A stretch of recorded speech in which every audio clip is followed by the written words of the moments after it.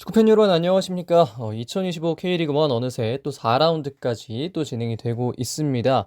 광주, 포항은 잠깐 빠져 있게 되는 4라운드인데요. 총 5경기가 원래 일정대로 치러지게 됩니다. 과연 어떤 경기들이 있을지 지금부터 알아보도록 하겠습니다. 자, 본격적으로 경기 살펴보기 전에 현재 K리그1 순위를 보고 계신데요. 지금 이대로 좀 이어지고 있고, 간단하게 보면 2승 1패인 팀이 2팀이 있고요. 1승 1무 1패가 5팀이 있고, 1무 2패 2팀이 있고, 뭐 그 외에는 각자 다른 성적을 가져가고 있는 상황입니다. 자, 그러면 4라운드 경기 목록 좀 보도록 하겠습니다. 첫 번째 경기는 수원FC와 서울, 그리고 대구, 대전, 안양, 김천, 울산, 제주가 이제 원래 일정대로 이뤄지고요. 광주와 포항의 경기는 3월 9일에서 3월 22일 토요일로 연기가 됐고, 아시아 챔피언스리그 엘리트 광주의 참여 때문입니다. 그리고 전북과 강원의 경기는 그대로 전주 월드컵 경기장에서 벌어질 예정입니다. 자, 본격적으로 그러면 프리뷰 시작해 보도록 하겠습니다. 첫 번째 경기는 3월 8일 토요일 14시 수원 종합운동장에서 벌어지는 수원FC와 FC서울의 경기입니다. 자, 우선 수원FC의 상황을 좀 보도록 하겠습니다. 수원FC 현재 순위 11위에 위치하고 있습니다. 첫 번째 포인트는 역시 여전히 애매한 중원입니다. 어디서 윤빛가람을 가장 잘 살릴 수 있을까를 계속해서 고민해야 하는 김은중 감독인데요. 보면 계속해서 좀 파트너가 달랐죠. 이재원 선수, 노경호 선수가 파트너로 나오기도 했었고, 그리고 노경호 선수와 그때 어떤 선수, 장윤호 선수 이렇게도 나왔고, 지난 경기에는 김지성 선수가 또 함께 나왔었는데, 아직까지는 중원에서 이렇다 할 발전적인 부분은 많이 없는 것 같아요. 그래서 이런 부분들이 이재원이나 이런 선수들의 부상 속에 조금 더 애매하게 흘러가고 있고, 이 부분을 좀 잘 잡아줘야 물론 중원이 아주 강력한 팀은 아니었습니다만 그래도 이런 부분을 좀 잘 살려줘야 하지 않을까 하는 생각이 좀 들고요. 득점도 좀 잘 안 터집니다. 올해 리그에서 3경기 치렀는데 단 1개의 득점밖에 없었고요. 첫 번째 경기에서도 어쨌든 득점은 따로 하지 못했고, 두 번째 경기에서도 득점 이제 대구전 하나 기록했고, 지금 세 번째 경기에서도 결국은 또 대전에게 무득점을 했단 말이에요. 그래서 그렇기 때문에 득점 없이는 이길 수 없다는 거 이 수원FC도 알고 있을 거고 김은중 감독도 알고 있을 텐데, 이런 부분을 어떻게 처리할지가 좀 문제가 될 걸로 보이고요. 이재원, 사박이 현재 부상으로 빠져 있는 가운데 수원FC는 FC서울을 이 상태에서 맞이를 해야 합니다. 자, 다음으로 FC서울 보도록 하겠습니다. 서울 보기 전에 찾아보니까 수원FC 개막전 광주였더라고요. 어쨌든 그 경기도 무득점이긴 했습니다. 다시 한번 서울로 좀 이야기 돌아오도록 하겠습니다. 서울의 현재 순위는 9위입니다. 첫 번째 포인트라고 한다면 역시 둑스 선수의 출전 시간이라고 할 수 있겠죠. 마르코 두간지치 선수를 영입한 FC서울 드디어 스트라이커를 찾았는데, 지난 경기 김천을 상대로 이승모 선수가 원톱에 서면서 최전방에 다양한 또 방안을 실험했던 김기동 감독인데, 결국은 이 둑스의 활약이 굉장히 필요하다는 사실만 계속해서 깨닫고 있는 게 아닌가 하는 생각이 들고요. 둑스가 합류한 지 이제 4라운드째 되면 조금 더 시간이 있게 되는 건데, 과연 이 경기 얼마나 뛸 수 있을지가 좀 궁금해지고요. 개인적인 관점에서는 합류한 지 얼마 되지 않은 상황에서도 벤치에 들어와서 교체로 또 뛰었기 때문에 이번 경기 좀 김기동 감독이 조금 더 투입을 빠르게 앞당길 수도 있겠다라는 생각이 좀 드는 편입니다.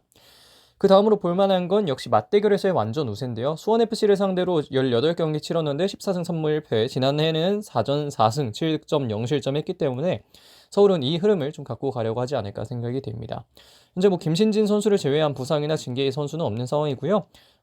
지난 경기 무승부를 거뒀기 때문에 이번 경기에는 승리를 하러 수원종합운동장으로 출발하는 FC 서울이 되겠습니다. 자, 직전 리그 경기 라인업 보고 계십니다. 수원FC의 경우에는 4-4-1-1 내지는 4-2-3-1 정도의 라인업을 들고 나왔었고요.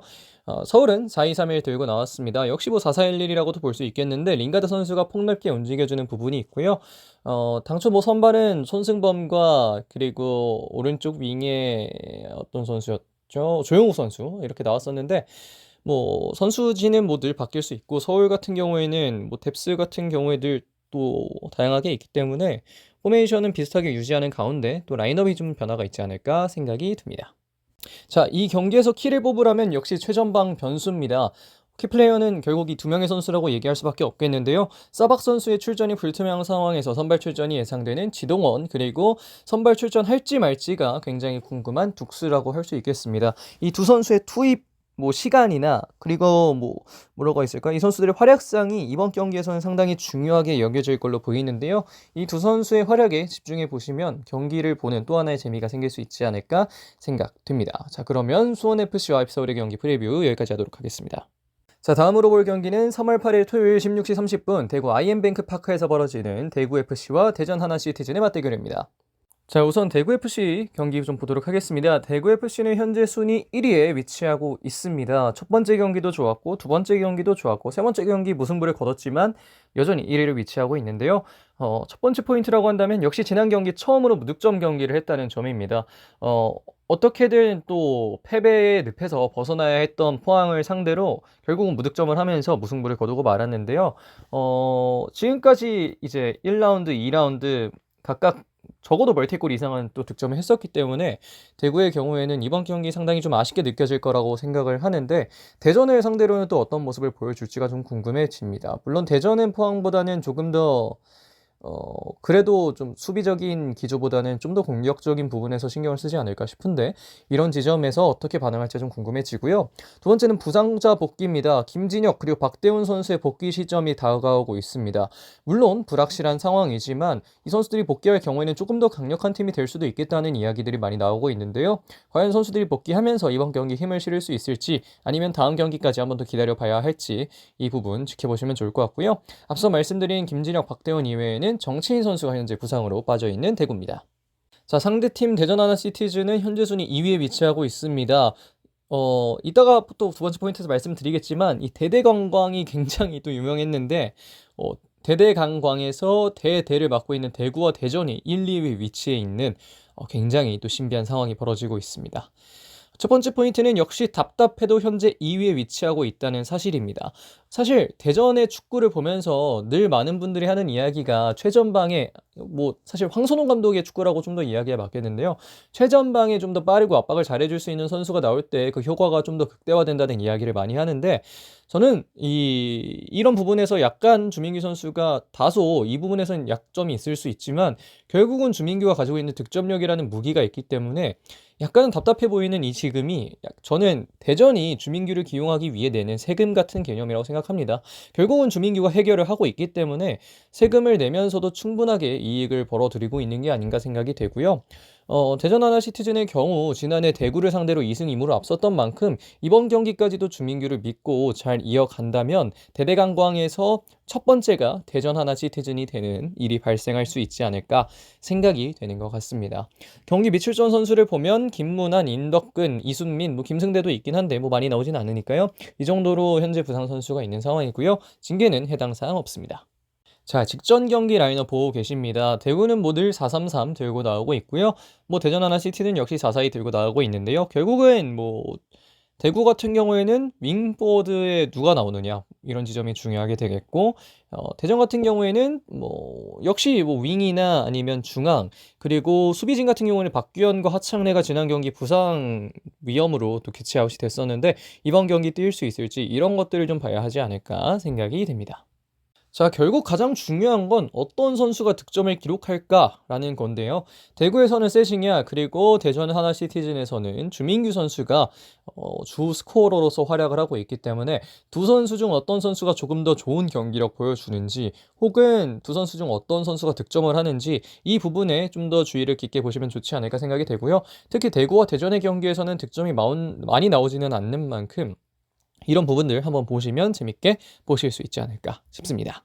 자, 세 번째 경기로 넘어갑니다. 세 번째 경기는 역시 3월 8일 토요일 16시 30분 안양 종합운동장에서 벌어지는 FC 안양과 김천 상무의 경기입니다. 자, 우선 홈팀 FC 안양 보도록 하겠습니다. FC 안양 현재 순위는 10위에 위치해 있습니다. 첫 번째 포인트라고 한다면 역시 창단첫 K리그1 홈경기라는 것을 뽑을 수 있겠는데요. 아마 이 경기는 FC 안양의 역사에 굉장히 길게 남을 겁니다. 경기 결과에 관계없이 FC 안양의 역사를 쓰는 데에는 이 경기가 상당히 또 하나의 큰 경기로 기록이 될 텐데요. 그런 만큼 최고의 경기를 선수단이 선사해야 할 걸로 보이고요. 그런 과정에서 가장 중요한 건 못다 원툴에서 벗어나는 겁니다.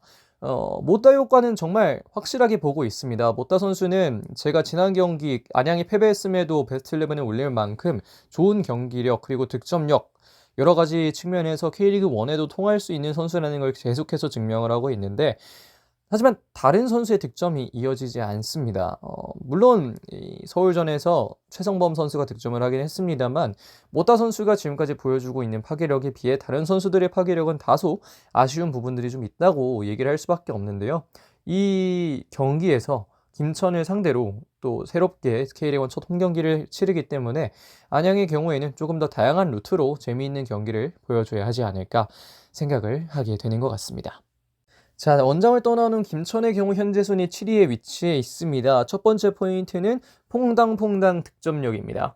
1라운드 개막전에서 한 골 기록했고 2라운드에서는 3골 기록했고요. 3라운드에서는 또 다시 한번 무득점을 기록했습니다.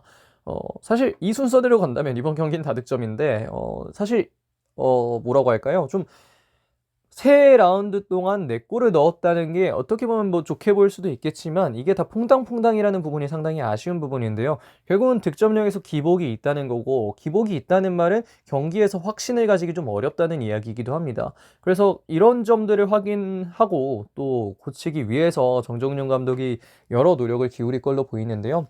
그 과정에서 가장 중요한 건 두 번째 포인트인 최전방 공격수 고민입니다. 지난 경기 박상혁 선수는 야잔 그리고 김주성이 가려서 잘 보이지 못했습니다.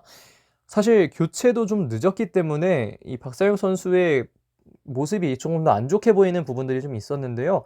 원기종, 유강현처럼 이 다양하게 다른 대안이 있으니까 이런 부분을 또 풀어나가는 데에는 새로운 선수의 기용이나 이런 부분들이 좀 있잖아요. 전술적인 포인트보다도 지금은 새로운 선수에 대한 기용, 이런 것들이 좀 필요하지 않을까 하는 생각이 좀 있고, 뭐 부상 징계에 해당 없는 만큼 정종용 감독이 주어진 또 선수들 내에서 좋은 변화를 꾸려 가야 안양을 잡을 수 있지 않을까 생각을 하게 되는 것 같습니다. 자, 직전 경기 라인업 보고 계십니다. 뭐 안양의 경우에는 4-4-2였죠. 마테우스였다가 이제 모타의 파트너가 에드와르드로 바뀐 뭐 이런 지점 말고는 뭐 그렇게까지 큰 변화는 없는 안양이고요. 베스트 11이 비교적 확고한 팀이기 때문에 어떻게 또 라인업 구성해 나갈지는 결국은 또 경기 날이 돼봐야 알 수 있지 않을까 생각되고, 김천의 경우에는 뭐 4-2-3-1 계속해서 활용을 하고 있죠. 뭐 4-2-3-1이라고도 할 수 있고 4-4-2라고도 할 수 있고 이동경의 위치에 따라서 좀 포메이션이 바뀌는데, 최근에는 사실 포메이션 하나에 고정되어 있는 그런 모습은 잘 없잖아요. 그래서 이런 부분들 그냥 간단하게 참고하시면 될 것 같습니다. 자, 이번 경기 키는 이젠 골 좀 넣자로 잡았습니다. 안양의 마테우스 그리고 김천의 박상혁인데요. 사실 뭐 골 좀 넣자라기보다는 공격 포인트를 좀 기록해줘야 하는 두 선수입니다.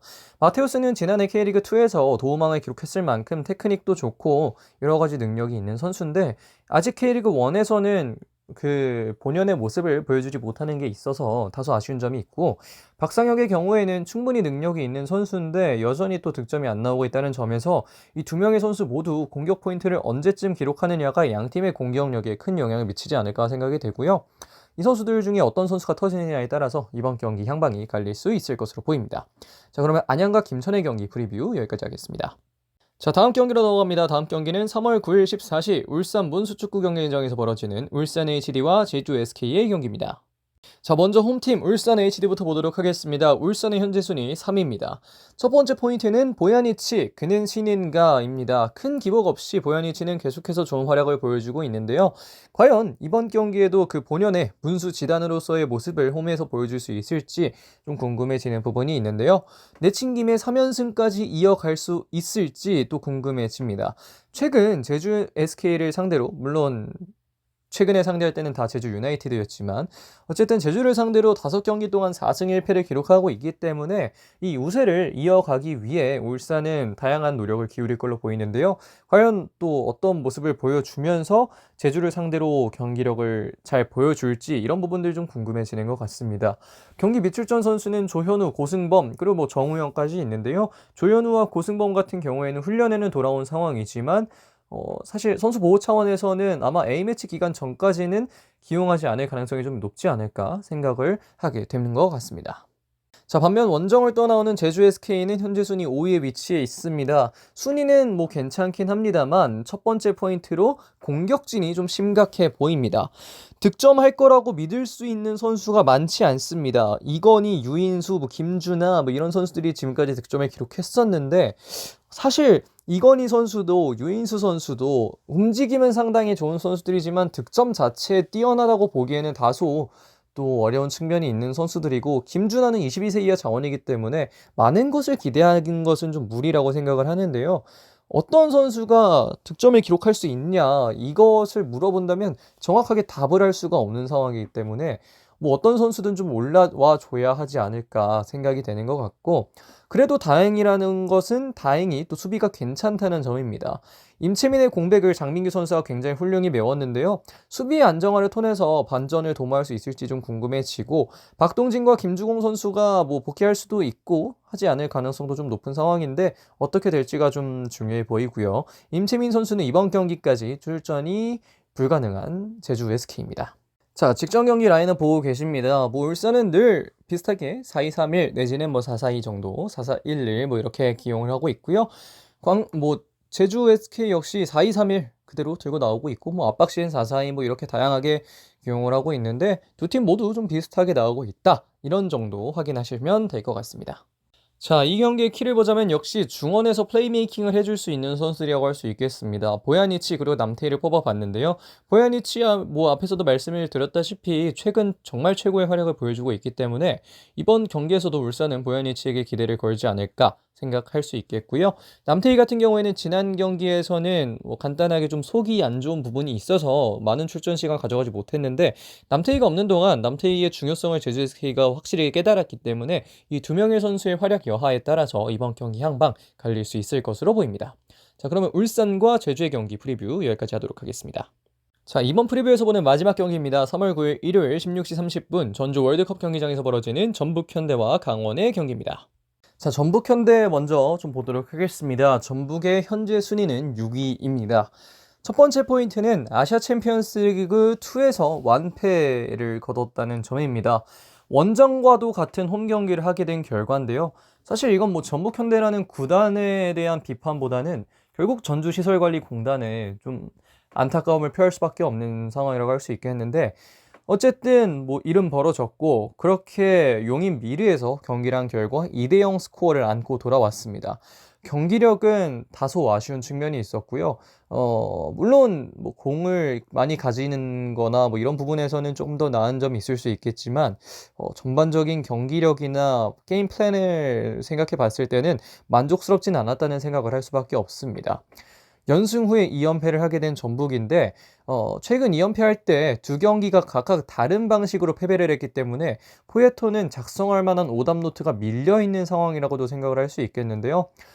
뭐 현재 이수빈, 홍정호, 티아고, 뭐 에르난데스 이런 선수들 출전이 좀 어려운 상황이기 때문에 전북 현대는 주어진 선수들 내에서 어떻게 좀 경기를 풀어나갈 수 있을지를 구상을 해야 하는 타이밍이 됐다고 볼 수 있겠습니다. 자, 다음은 원정을 떠나오는 강원입니다. 강원의 현재 순위는 8위입니다. 저는 강원을 보면 좀 더 생각이 드는 게, 이전보다는 좀 더 빠른 카운터나 이런 부분에서 어쩔 수 없지만 좀 더 부족한 지점이 있지 않나. 특히 양민혁이라는 큰 선수가 빠졌고 오른쪽 풀백에도 황문기라는 선수가 빠졌기 때문에 이런 상황에서 속도가 좀 아쉽다라는 생각이 들 때가 가끔 있는데, 전북이라는 팀을 상대로 하려면 결국 압도하는 게 아닌 경우 빠른 카운터가 필요하다. 저는 개인적으로 정경호 감독이 시드니와 전북의 경기에서 어느 정도는 해답을 찾았을 수도 있다는 생각이 드는데, 결국은 강원이 전북을 상대로 압도할 수 없는 상황이라면 시드니처럼 경기를 해야 이길 수 있겠죠. 그래서 이런 부분들을 어떻게 또 정경호 감독이 만들어내는지가 중요해 보이고요. 최근에 전북이 강세를 갖고 있기 때문에 4승 1패, 특히 4연승을 하고 있다는 점에서 그래도 어느 정도 선수들이 자신감은 갖고 나갈 수 있겠다. 다만 시드니처럼 하려면 시드니와 같은 공격수가 있어야겠죠. 뭐 공격수들은 조금 더 분발할 필요가 있어 보입니다. 강윤구, 김민준, 호마리우 선수가 출전이 좀 어려운 상황이고요. 징계는 해당 없지만 어쨌든 이런 상황에서 전북을 상대해야 하는 강원입니다. 자, 직전 리그 경기 라인업 보고 계십니다. 전북 현대는 4-3-3도 들고 나오고 있고요. 선수는 뭐 늘 변동이 있으니까요. 그리고 강원의 경우에는 지난 경기 그리고 지지난 경기까지 뭐 시티지에는 뭐 4-4-2 뭐 이렇게 나오지만 결국 뭐 3-4-3 정도의 라인업을 들고 나오고 있는 상황입니다. 자, 결국 키가 되는 건 전현 강원의 삼선 선수라고 할 수 있겠습니다. 지난 여름 강원에서 전북으로 이적한 한국영, 그리고 현재 김천에서 강원으로 전역해 있는 김동현을 뽑을 수 있겠는데요. 이 두 명의 선수가 중원에서 어떻게 조율을 해줄 수 있느냐에 따라서 이번 경기의 향방 또 갈릴 수 있지 않을까 생각이 되는 것 같습니다. 자, 그러면 전북과 강원의 경기 프리뷰 여기까지 하도록 하겠습니다. 자, 여기까지 2025 K리그 1 4라운드 프리뷰 진행해 봤습니다. 광주와 포항의 경기가 빠지면서 다소 또 영상이 전보다는 짧아졌는데요. 아무래도 영상이 많이 길면 또 많은 분들이 보기 좀 부담을 가지시는 것 같아서 이번 경기 영상들은 좀 잘 많이 봐주셨으면 하는 바람이 있습니다. 이번 라운드도 기대가 되는 경기들이 많은데요. 여러분들도 함께 재밌게 즐겨주시면 좋을 것 같습니다. 자, 그럼 이번 영상 여기서 마무리하겠습니다. 고맙습니다.